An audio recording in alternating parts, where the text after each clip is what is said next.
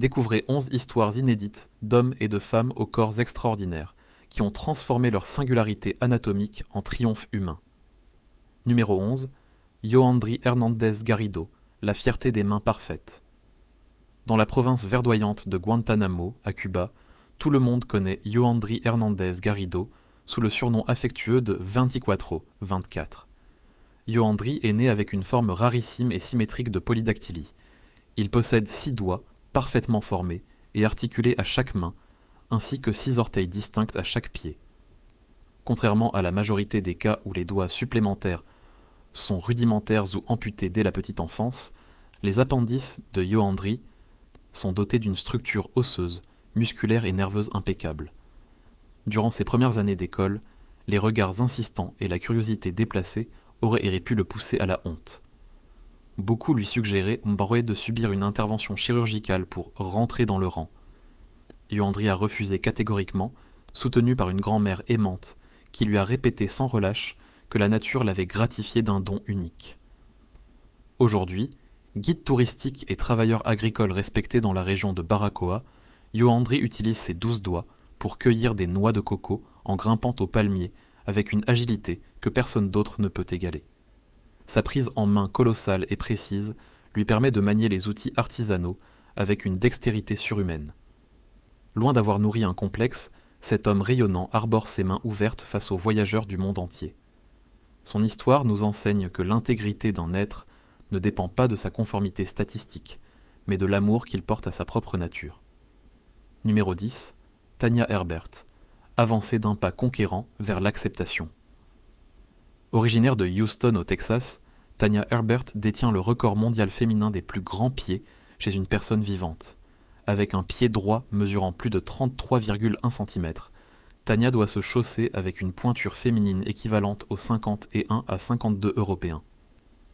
Mesurant plus de 2 mètres et 6 cm, cette jeune femme a hérité d'une génétique de géant, ses 2 parents mesurant eux-mêmes près de 2 mètres. Pourtant, derrière ces mensurations vertigineuses, l'histoire de Tanya a longtemps été ponctuée d'un sentiment d'exclusion silencieux mais douloureux. Durant son adolescence, le shopping entre amis se transformait invariablement en un cauchemar psychologique. Alors que ses camarades de classe choisissaient des souliers élégants, des ballerines et des talons hauts, Tanya était condamnée à fouiller les rayons masculins pour trouver d'immenses baskets de sport, les seuls modèles capables d'accueillir sa voûte plantaire sans lui broyer les orteils. L'impossibilité de s'habiller de façon féminine a longtemps pesé sur son estime d'elle-même. Refusant de rester prisonnière de ce carcan, Tanya a pris les choses en main. Elle a appris à acheter des chaussures d'homme pour les découper, les élargir et les customiser avec des rubans, des paillettes et des tissus fleuris. En partageant son parcours sur Internet, elle est devenue l'égérie de milliers de femmes de très grande taille à travers le monde, interpellant directement les marques de haute couture sur le manque d'inclusion vestimentaire. Chaque foulée de Tanya résonne désormais comme un hymne à la féminité affranchie des standards étroits. Numéro 9. Morteza Merzadzelakjani, du fond de l'ombre alors paralympique. En Iran, le destin de Morteza Merzadzelakjani est l'un des récits de rédemption les plus saisissants du sport moderne. Atteint d'acromégalie, Morteza a vu ses extrémités et son visage croître, de façon disproportionnée dès son plus jeune âge. Ses mains mesurent plus de 27 cm de long, capables d'envelopper un ballon de sport comme s'il s'agissait d'une pomme. À l'âge de 15 ans, une tragique chute à bicyclette lui fracture le bassin. Sa jambe droite cesse alors définitivement de grandir, devenant plus courte de 15 cm que sa jambe gauche. Incapable de marcher sans béquilles et terrifié par les quolibets des passants dans les rues de Chalus, Morteza s'est reclus dans sa chambre familiale pendant plus de 11 années consécutives. Dans cette obscurité solitaire, il a cru que sa vie était terminée, réduite à un corps déformé qui ne lui apportait que de la souffrance. C'est alors qu'un entraîneur national de volley-ball, assis, le repère lors d'une émission télévisée locale dédiée aux personnes en situation de handicap. Conscient de son envergure exceptionnelle et de la puissance dévastatrice de ses bras colossaux, l'entraîneur l'intègre dans l'équipe d'Iran. Assis sur le parquet, la tête de Morteza culmine à près d'1,90 m au-dessus du sol. Grâce à ses mains géantes, il devient un mur infranchissable au filet, propulsant son pays vers de multiples médailles d'or paralympiques. Morteza est aujourd'hui une légende vivante acclamée par tout un peuple, la preuve vivante qu'un corps blessé et surdimensionné peut abriter l'âme d'un titan. Numéro 8, Byron Schlenker. L'homme à la langue plus large qu'un smartphone. Dans l'État de New York, Byron Schlenker menait une existence paisible, de père de famille ordinaire, jusqu'au jour où il a aidé sa fille adolescente à réaliser un projet scolaire à la bibliothèque municipale. En feuilletant un livre de record, son regard s'est posé sur les dimensions buccales enregistrées. Par curiosité, il a mesuré la largeur de sa propre langue à l'aide d'un pied à coulisse. Elle dépassait les 8,6 cm, soit une largeur supérieure à celle de la plupart des smartphones actuels. Vivre avec un muscle lingual d'un tel volume présente des défis quotidiens insoupçonnés. Durant son enfance, Byron avait du mal à garder la bouche complètement fermée au repos sans ressentir une tension musculaire, et la déglutition de certains aliments solides nécessitait une mastication lente pour éviter des morsures latérales extrêmement douloureuses. Longtemps discret, sur cette bizarrerie corporelle qu'il gardait pour son cercle intime, Byron a d'abord hésité avant d'exposer son anatomie inhabituelle au grand jour. L'élément le plus émouvant de cette histoire réside dans la transmission familiale. Sa fille cadette, Emily, a hérité de ce trait génétique rare avec une langue atteignant plus de 7,3 cm de large. Ensemble, le père et la fille ont décidé d'assumer publiquement leur record commun avec beaucoup de tendresse et d'humour. Cette complicité a transformé ce qui aurait pu être une source de complexe adolescent en un formidable vecteur d'assurance personnelle. Byron et Emily rappellent que la singularité partagée soude les liens du sang et neutralise la peur du jugement d'autrui. Numéro 7, Denis Siplenkov, la douceur cachée d'un colosse aux doigts d'acier. Originaire d'Ukraine, l'athlète Denis Siplenkov affiche une structure squelettique qui semble défier les lois de la biologie humaine. Ses poignets affichent une circonférence colossale de 24 cm, et l'épaisseur de ses doigts est si prodigieuse qu'il peut broyer des noix entre son pouce et son index avec une aisance déconcertante.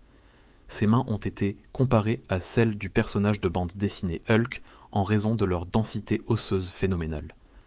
Très tôt, Denis a été confronté au stéréotype du monstre ou de la brute invincible.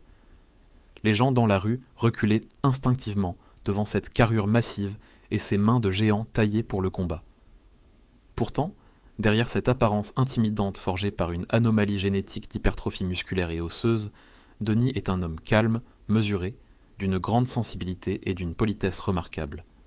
Canalisant cette force brute dans le monde du bras de fer professionnel et du dynamophilie, Denis a remporté les titres mondiaux les plus prestigieux sans jamais faire preuve de mépris envers ses adversaires. Ses séances d'entraînement sont réputées pour être d'une rigueur scientifique exemplaire. Denis a démontré au monde entier que la massivité corporelle ne définit pas le caractère d'un homme.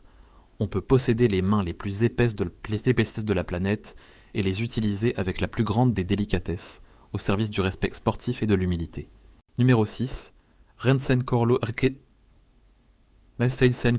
Ren, Bud. Les racines nomades perchées sur 134 cm. Né en Mongolie et résidant désormais aux États-Unis, Rensenkorlo Bud, surnommé Ren, possède des jambes vertigineuses, mesurant 134,1 cm de la hanche au talon. Issu d'une lignée ancestrale de nomades des steppes mongoles, réputés pour leur grande stature, son père mesurant plus de 2 mètres, et sa mère, près d'1,85 m, Ren a très tôt dépassé tous ses camarades d'école, culminant à 2 mètres et 5 cm à l'âge adulte. Naviguer dans un monde urbain conçu pour des individus moyens a été une épreuve d'endurance quotidienne. Les chambranles de porte trop bas heurtant son front, l'absence de place pour ses genoux dans les transports publics et la rareté désespérante de vêtements à sa taille lui ont longtemps renvoyé l'image d'une étrangère inadaptée. À l'adolescence, Ren tentait de s'habiller avec des tenues amples pour dissimuler la longueur infinie de ses jambes, courbant le dos pour paraître moins immense lors des réunions sociales. Le déclic salvateur s'est produit lorsqu'elle a renoué avec la fierté de ses racines mongoles, où la force et la grandeur corporelle sont traditionnellement perçues comme des symboles de noblesse et de résilience. Ren a troqué ses vêtements informes contre des talons hauts et des shorts élégants, affirmant son identité sans compromis. Devenue mannequin et influenceuse, elle inspire aujourd'hui des millions de jeunes filles à ne plus courber l'échine face aux regards rares, regards surpris, marchant la tête haute vers leurs rêves avec une assurance impériale. Numéro 5, Brahim Takullah. Réapprendre à fouler le sol avec grandeur. Brahim Takullah a vu le jour dans le sud du Maroc, à Guelmim. Son enfance a été celle d'un garçon sans histoire, jusqu'à ce qu'une poussée de croissance foudroyante, causée par un adénome hypophysaire, sécrétant de l'hormone de croissance en excès, ne vienne bouleverser son existence. Ses pieds se sont allongés de manière exponentielle pour atteindre la dimension stupéfiante de 38,1 cm, soit l'équivalent d'une pointure européenne, 58 à 60. Pour Brahim, cette situation a d'abord viré au drame social et médical. Alors qu'il poursuivait des études universitaires prometteuses en géographie, les douleurs intolérables provoquées par le manque de chaussures orthopédiques adaptées l'ont contraint à renoncer à ses cours. Ses articulations le faisaient souffrir le martyre, et l'absence de spécialistes médicaux dans sa région natale menaçait de le clouer définitivement dans un fauteuil roulant. Animé par une volonté de fer, Brahim a émigré en France pour trouver des soins experts. C'est à Paris que des artisans cordonniers spécialisés lui ont fabriqué, pour la toute première fois de sa vie adulte, des chaussures créées sur mesure, respectant l'anatomie de sa voûte plantaire. Ce jour-là, Brahim n'a pas seulement reçu des souliers, il a recouvré sa dignité et sa liberté de mouvement. Devenu une figure incontournable du cinéma et du spectacle en Europe, grâce à sa bonhomie légendaire, Brahim foule aujourd'hui le pavé avec une joie communicative, prouvant qu'aucun obstacle anatomique ne peut entraver la marche d'un homme résolu. Numéro 4, Saint Mumtaz. La leçon d'humanité d'un village uni. Dans un petit village situé aux abords de Lahore, au Pakistan, vit Saint Mumtaz. Saint est affecté par une forme extrêmement agressive et asymétrique du syndrome de Proteus, combinée à une hyperostose sévère. Cette pathologie rare a provoqué une hypertrophie spectaculaire de sa boîte crânienne, de ses traits faciaux et de ses membres supérieurs, donnant à sa tête une dimension 2 fois supérieure à celle d'un être humain moyen.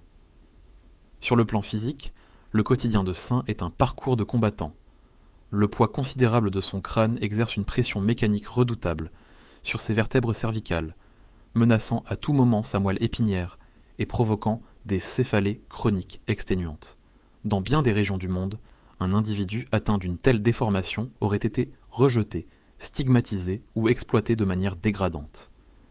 Mais le destin de Saint a été illuminé par la compassion de sa communauté. Les habitants de son village ont fait le choix admirable de le protéger, de l'entourer d'affection fraternelle et de le traiter avec un respect absolu. Personne ne se moque de lui. Les commerçants l'accueillent chaleureusement et les enfants jouent à ses côtés sans la moindre frayeur. Cette solidarité sans faille a permis à Saint de ne jamais perdre foi en la vie. Son regard doux et ses prières quotidiennes rappellent avec force que la beauté d'un visage ne réside pas dans sa symétrie, mais dans la pureté du regard que ses semblables posent sur lui. Numéro 3. Adrienne Lewis. Transformer les attaques virtuelles en force motrice. Adrienne Lewis, jeune femme résidant dans le Michigan, a découvert très tôt que sa langue possédait une longueur exceptionnelle, capable de s'étirer sur plus de 10,1 cm.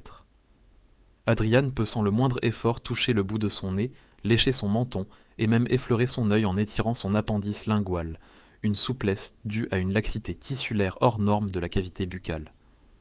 À l'ère des smartphones et de l'hyperconnexion, Adrienne a été très tôt exposée à la cruauté du cyberharcèlement.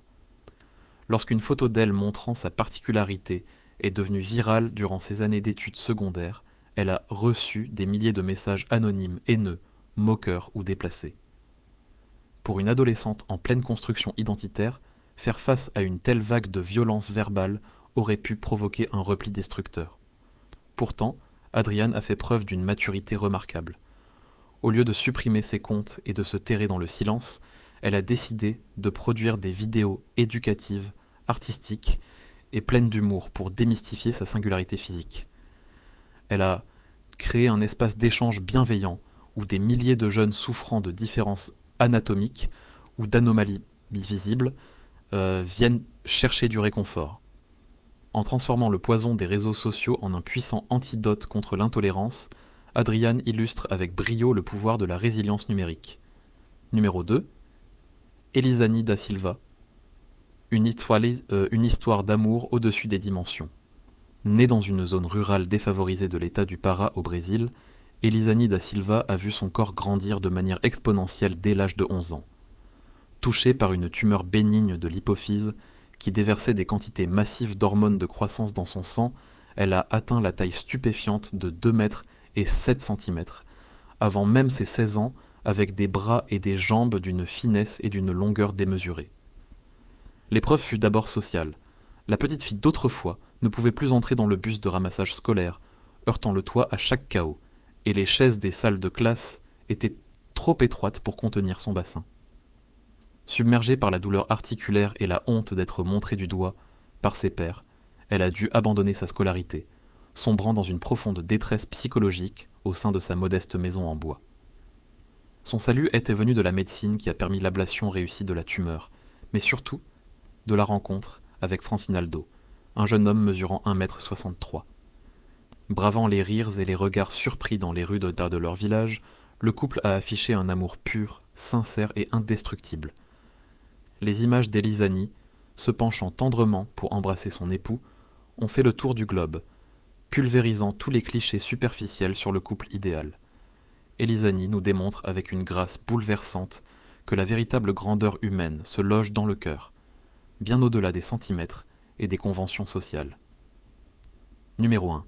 Kim Goodman, le contrôle absolu d'un regard extraordinaire. À Chicago, Kim Goodman possède une faculté oculaire qui déconcerte le corps médical et fascine le public international depuis des décennies. Kim est capable de projeter ses globes oculaires hors de leurs orbites crâniennes sur une distance phénoménale de 12 mm lors d'une manœuvre de proptose volontaire complète. Cette caractéristique spectaculaire n'était pas présente à sa naissance. C'est au cours de sa jeunesse, après avoir reçu un violent coup accidentel sur la tête avec un masque de hockey lourd lors d'un jeu, que Kim a senti pour la première fois ses yeux sortir de leur logement anatomique.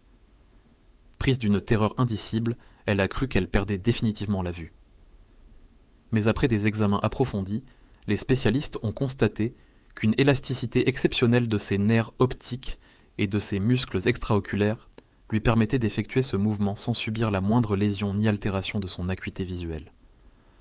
Au lieu de considérer cet accident comme un traumatisme permanent, Kim a appris à dompter cette biomécanique oculaire inédite par la concentration et la relaxation musculaire.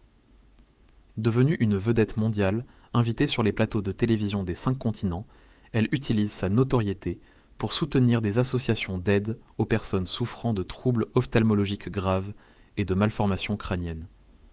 Sa capacité à transformer une séquelle traumatique en un talent admiré témoigne de l'infinie capacité de l'être humain à apprivoiser l'imprévu. Que ces parcours inspirants nous rappellent d'eux que la singularité physique est la plus belle preuve de notre extraordinaire humanité. Prenez soin de vous.